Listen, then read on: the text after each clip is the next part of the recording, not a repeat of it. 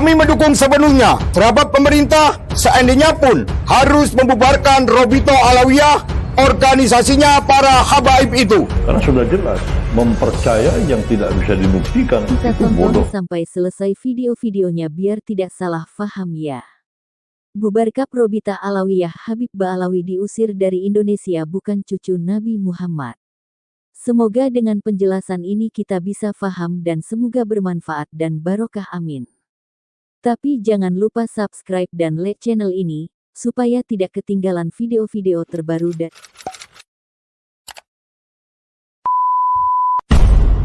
ini menyinggung perasaan Anda. Terima kasih telah menonton video ini. Saran dan kritikan Anda saya tunggu. Selamat menyaksikan. Bubarkap Robita Alawiyah, Habib Ba'alawi diusir dari Indonesia bukan cucu Nabi Muhammad. Pemerintah kecam Habib Ba'alawi Rabita Alawiyah akan dibubarkan. Setelah sekian lama vakum mendapat peran baru sebagai pelayan Bani Wali Songo, maka alhamdulillah di malam Maulid Nabi 1445 Hijriah ini bisa menyempatkan diri mereview segalanya. Sebagai pelayan maka tugas utamanya melayani tuannya. Semoga yang dilakukan misal belum bisa memberikan kepuasan, namun setidaknya ada progres energi positif dan kemajuan. Dari konsolidasi ke seluruh keluarga Wali Songo, hingga edukasi terkait tes DNA. Atau menyampaikan data, ide dan gagasan melalui wawancara online dan offline di berbagai channel medsos. Termasuk juga keterlibatan dalam seminar nasional di Padasuka yang seperti kita ketahui bersama banyak memberikan pencerahan dan membuka tabir kepalsuan. Terutama terkait pembodohan dan doktrin atas klaim sesat Ba'alawi sebagai turunan Nabi Sallallahu Alaihi Wasallam ataupun klaim sebagai yang paling berjasa dalam sejarah Nusantara maupun berdirinya NKRI. Dan masih banyak kegiatan lain yang tidak mungkin disebutkan semuanya. Nasib tragis Ba'alawi. Peradaban dibangun dengan akal sehat dan ilmu pengetahuan, barang siapa menolak keduanya maka dia akan menjadi sampah peradaban. KRT Fakih Wirahadiningrat, sebagaimana sudah dapat diduga bahwa Ba'alawi akan mengalami fase keruntuhannya di bumi Nusantara. Mereka yang selama ini paling arogan atas nasabnya, tentu saja untuk membangun nasibnya, kini seolah seperti anak terlantar di negeri orang. Ketragisan tersebut penyebabnya karena 1. Terlalu bangga akan nasabnya yang disambungkan kepada Nabi Sallallahu Alaihi Wasallam. 2. Melakukan praktik rasisme, selain merasa sebagai ras paling mulia juga merembet kepada aturan pernikahan yang direkayasa atas dasar kafaah, atau kesetaraan derajat ras. Di mana putri mereka harus menikah dengan sederajat rasnya yaitu turunan Nabi, sementara untuk yang laki-laki bebas dengan siapa saja. 3. Klaim garis lurus laki-laki silsilah nasabnya kepada Sayyidina Husain bin Ali, cucu Nabi Sallallahu Alaihi Wasallam. Disinilah letak blunder terbesarnya, sehingga gampang dibuktikan kepalsuannya. 4. Banyak melakukan hinaan, cacian, bahkan persekusi kepada pribumi apabila dianggap akan menyaingi dan mengancam eksistensi nasab mereka. Untuk hal ini ada yang garis radikal, tetapi ada juga dengan cara moderat.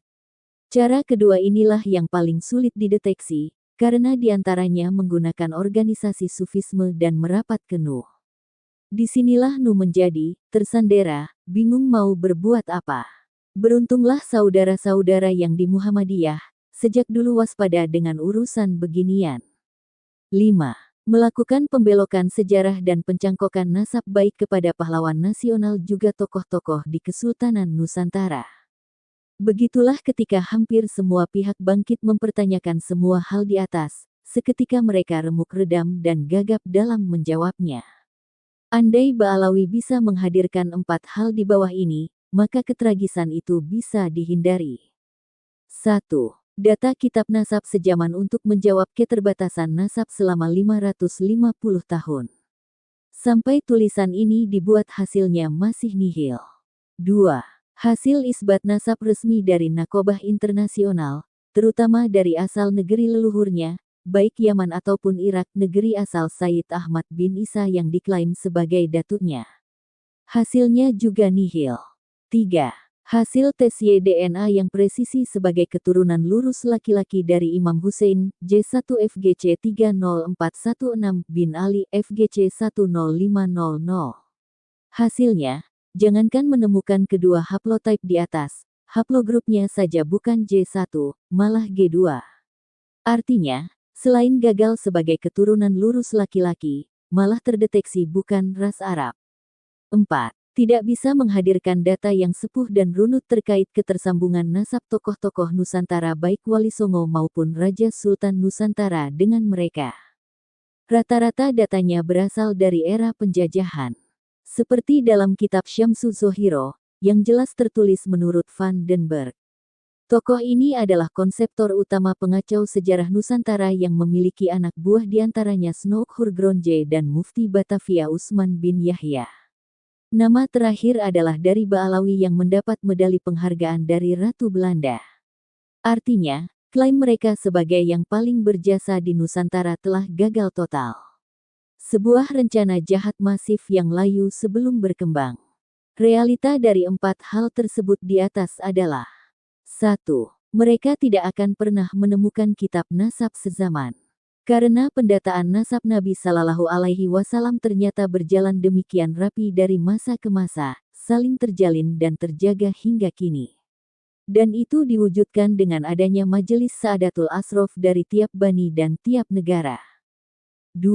Mereka tidak akan pernah dapat isbat dari Nakobah Yaman, karena data keluarga Nabi ternyata sudah demikian rapi, bahkan di abad 7 Hijriyah sudah pernah diadakan sensus.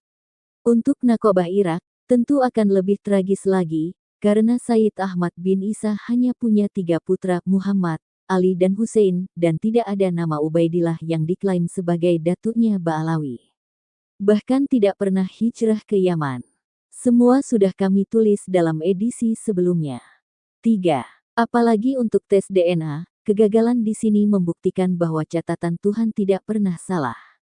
Haplogrup G mereka menunjukkan garis laki mereka berasal dari Kaukasus, dan haplotype mereka yang memiliki kode PF 3296 identik dengan keluarga Yahudi Askenazi. Bila ini dikaji lebih dalam, mereka yang sama sekali bukan bangsa Arab, apalagi Bani Hashim Quraisy.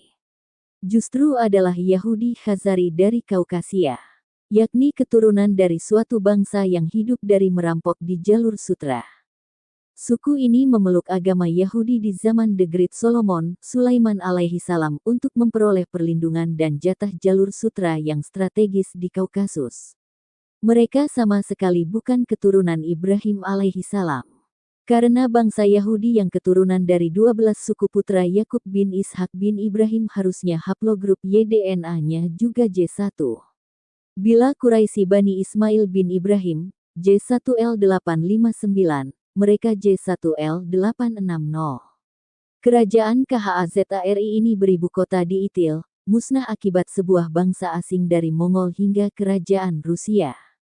Yahudi Khazar ini terkenal sebagai Yahudi suku ke-13, di luar keturunan 12 suku Abrahamik di atas. Bahkan menurut pakar eskatologi dunia, Syekh Imron Hossein, Ya'juj-Ma'juj itu manusia biasa yang jahat dan membuat kerusakan di muka bumi, munculnya dari Kaukasus. Yaitu Yahudi garis ke-13 yang kini mendirikan negara Zionis Israel, dan sebagian lainnya menyebar ke seluruh dunia, baik tetap beragama Yahudi maupun menjadi Yahudi kripto, beragama di luar Yahudi. 4. Kegagalan di poin ini diperparah dengan mengklaim nasab terah kerajaan Nusantara ke Baalawi. Ibaratnya menggunakan jurus dewa mabuk, namun benturkan kepala ke batu cadas. Kengawuran itu misalnya, mengklaim terah Pakubuwono ke Asegaf, sementara Hamengkubuwono ke bin Yahya, konyol bukan. Padahal keduanya berangkat dari satu kakek yang sama yaitu Amangkurat Jawi. Atau yang sekarang sedang viral, pahlawan yang gugur di perang Sepehi lawan Inggris, yaitu Senopati Singo Barong alias KRT. Sumodiningrat, cucu Sultan Hamengkubuwono pertama dibelokkan ke bin Yahya Baalawi. Tentu saja ini akan semakin mempercepat rungkatnya nasib Baalawi di Nusantara. Nasib tragis pendukung Baalawi. Tiap orang punya hak untuk goblok, tetapi beberapa orang telah menyalahgunakan hal itu secara berlebihan. Al-Habib Yosef Stalin, Bapak Komunis Uni Soviet, Yahudi Khazari berhaplogrup YDNAG, sama dengan Ba'alawi. Apabila majikannya akan bernasib tragis gara-gara bernasab utopis, maka tentu saja jongosnya pun akan bernasib sama, bahkan mungkin lebih pahit. Kenapa? Karena sejarah sering terulang, majikan tetap selamat namun jongosnya biasanya dijadikan korban atau martir untuk melindunginya. Mereka yang tidak mau belajar dari kesalahan sejarah, akan dikutuk untuk mengulanginya. Berdasarkan pemetaan, maka pengikut Ba'alawi bisa dibagi dalam 3 kelas. 1. Golongan akademis yang termotivasi dalam dialektika ilmiah, atau kemungkinan ada juga karena imbalan materi demi biaya penelitiannya. 2. Golongan santri yang bersanad ke Ba'alawi. 3. Golongan masyarakat awam korban doktrinal. Prediksi terkait ketiga golongan tersebut di atas. 1. Golongan ini sulit diminta kesetiaannya, ibaratnya pasukan bayaran, bila imbalan yang ditawarkan tidak memadai, atau dialektika keilmuan sudah tidak menarik mereka akan mudah berbalik arah. Nasib golongan ini relatif akan lebih aman bila segera pandai membaca situasi. Namun tetap saja mereka akan tercatat dalam sejarah, pernah berdiri di sisi sebelah mana. 2. Golongan ini adalah yang paling gamang. Karena sebenarnya mereka kaum ilmiah juga, namun kadang banyak yang masih berpandangan bahwa bila bersanad ilmu kepada seseorang, maka benar atau salah tetap harus dibela. Padahal harusnya faham bahwa urusan nasab itu urusan takdir, urusan hitam putih. Beda dengan urusan ilmu, di mana siapa saja bisa pandai asal mau belajar, dan mengangkat guru juga bisa dari bangsa manapun, tidak harus turunan nabi. Golongan santri yang cerdas, tetap akan jernih dalam memandang hal ini. Karena mentuhankan guru yang salah itu juga kejahatan dalam agama, ikut andil dalam penyesatan kepada umat. Apalagi ini urusannya dengan kesucian Nabi Sallallahu Alaihi Wasallam terkait derajat terkutuk malun, masalah pernasaban. Guru kita tidak maksum, bila salah wajib ditinggalkan.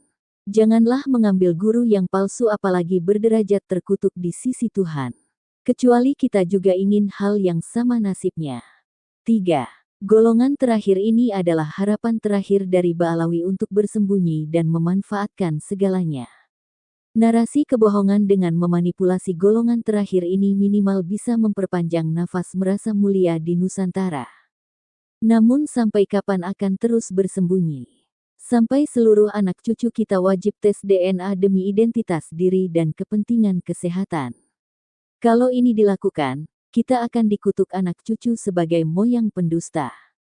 Atau sampai nakib pencatat nasab keturunan Sayyid Ahmad bin Isa dari Irak datang, dan bersaksi kalau kakek-kakek mereka tidak punya saudara bernama Kang Ubed.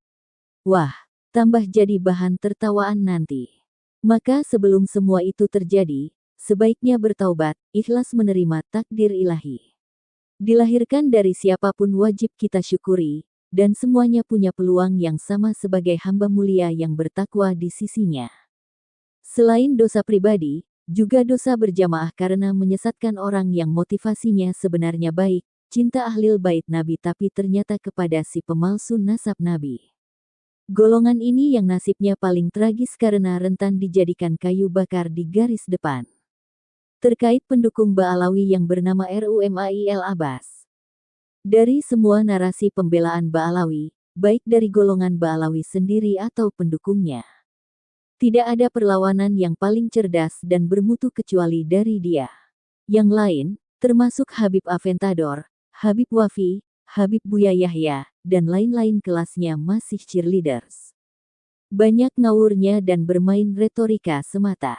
Apalagi Habib Idrus Masyhur, membedakan nukleotida dengan haplogrup saja tidak faham, tapi dengan konyolnya berani bahas di ruang publik. Wawalah Drus, para ente. Awalnya, penulis sama sekali tidak tertarik menanggapi semua pendukung Ba'alawi yang menolak validasi tes DNA. Kecuali tentu saja Bung Fikri Syahab karena penulis merasa penyesatannya keterlaluan namun dengan cara yang sangat elegan. Ibaratnya kelas bintang 5 lah, bukan kaki 5 macam Idrus Masyhur. Dan, Penyesatan dengan kemasan luksuri inilah yang memaksa saudara kita Dr. Sugeng Sugiharto turun gunung mengingat kredibilitas ilmu genetika sedang diperkosa oleh orang yang bukan di bidangnya. Walau sebenarnya yang geram banyak, namun untuk sementara cukuplah beliau yang aktif memberikan edukasi. Minimal sudah ada 3 doktor dan kepala lab. Genomic Brain sudah tampil di seminar nasional yang diselenggarakan oleh Padasuka tanggal 26 Agustus tahun 2023 di UIN Jakarta. Bagaimana sesungguhnya menentukan garis nasab melalui tes DNA? Oh ya, Rumail Abbas, sampai lupa pula, Bleus Lebeu. Saya sebenarnya tidak ingin menulis apapun tentang dia, hingga Dr. Sugeng menunjukkan video lama di mana dia menyinggung saya secara pribadi. Apalagi kami sudah membuat pertemuan yang beliau Gus Rumail minta dirahasiakan, entah apa yang ditakutkan. Mungkin terkait pihak sponsor yang mendanai beliau, khawatir mencurigainya, mungkin lo ya. Waktu itu dia ingin ketemu saya dan Gus Fuad, dan dijembatani Dr. Sugeng. Bertempat di Ponpes Gus Fuad Pleret Jogja itu kesimpulannya sebagai berikut. 1. Klaim beliau adalah penggiat sejarah historian, yang dulu membela kaum Syiah, tertuduh Islam liberal, dan korban G30 SPKI. 2. Penelitiannya tentang nasab Ba'alawi ini atas sponsor seorang politisi yang bermain politik dengan memanfaatkan beberapa tokoh Ba'alawi. Dan jelas itu untuk kepentingan politik praktis, apalagi memasuki tahun-tahun politik. 3. Dia sudah dipanggil habaib baik yang Sunni kantor Rapusat maupun yang Syiah, di mana yang Ba'alawi Syiah jauh lebih open-minded dan cerdas dalam bersikap daripada yang Sunni. Infonya beberapa Ba'alawi bersedia tes DNA di lab. Dante Jerman dalam koordinasi dengan Gus Rumail pula. 4. Beliau dari jalur ibu, mengaku keturunan Sunan Kalijaga dan keluarga Mbah Mutamakin Pati. Artinya masih bagian dari keluarga Wali Songo pula. 5. Dari ayahnya bukan Asegaf Ba'alawi tapi dari Al-Musawi Hijaz. Entah dari jalur mana belum diterangkan secara lebih detail oleh yang bersangkutan langsung. 6. Kita juga memberi narasi tegas, bahkan Dr. Sugeng bilang, bukumu tentang Ba'alawi akan jadi sampah kalau nanti DNA mereka yang ngaku emas, ternyata terbukti hanyalah kuningan. Dan sebagai sesama kerabat atas pengakuannya di atas, saya mencoba memberi muatan, apabila kadung disponsori buat buku, tolong dikasih narasi berkelit, andai nanti situasi TDK menguntungkan tetap bisa selamat, yaitu manakala Nakib Bani Jamil yang mencatat nasab 3 putra Said Ahmad bin Isa bilang, Datuk kami TDK punya saudara bernama Ubaidillah. 7. Dia minta sebagai pertemuan rahasia, karena takut mungkin dituduh main 2 kaki atau untuk kepentingan yang lain. Awalnya kami akan mematuhinya, namun karena akhirnya beliau cederai sendiri, terpaksa pertemuan tersebut kami buka ke publik. Kenapa kami anggap pertemuan tersebut dicederai oleh Gusra sendiri? Setidaknya ada beberapa alasan. 1. Harapan kami bahwa Gusra akan sadar dengan logika sehat, malah memframing tes DNA dalam unggahannya yang menyesatkan. Ibaratnya setelah tahu dalamnya kami, malah mencoba bermain-main dengan narasi sesat.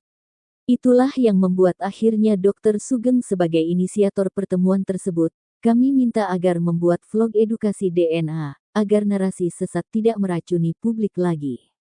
2. Klaimnya akan tetap di barisan akal sehat, namun ternyata ketika hadir di seminar Padasuka, tidak berani bertanya, mungkin karena ada Prof.